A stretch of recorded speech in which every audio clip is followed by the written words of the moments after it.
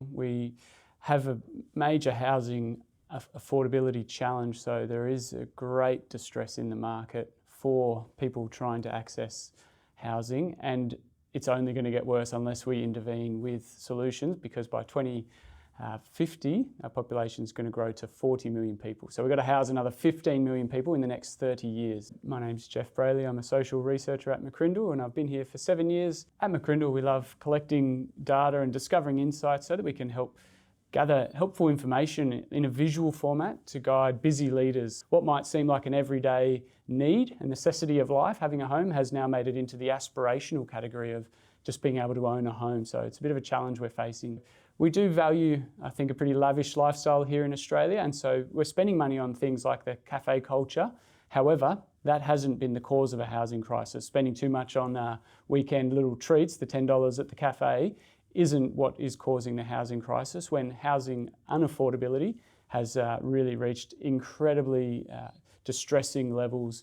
We can see that there's a global unaffordability index, and for places like Sydney, we're way over the level 5 category of extreme distress. Sydney is at a level of 14 on that rating. That's a global rating. Australia, as our cap cities, is at a rating of 8 on that global unaffordability index. And so we certainly aren't just spending a little bit too much at the cafes. We've got a real problem in being able to find affordable places for everyday Australians, let alone people who are in low income or a crisis situation.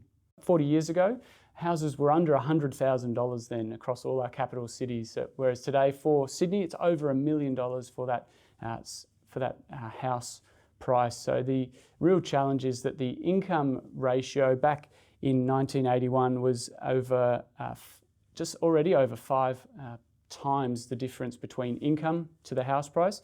For today though, that's up over 14 times. Government at a federal and state level is holding responsibility. It's I think a challenge when responsibility isn't clear though. It's certainly got to be delegated and the authority to operate in alleviating the factors, which comes to Australia's migration policy. Almost 30% of Australians are born overseas, and so we are a linguistic and culturally diverse community.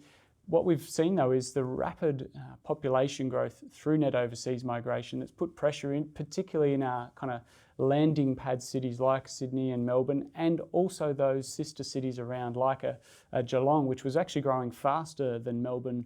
I think for our political leaders looking back, it's really making sure that if we're turning on the migration tap, we've got to make sure that we're building communities.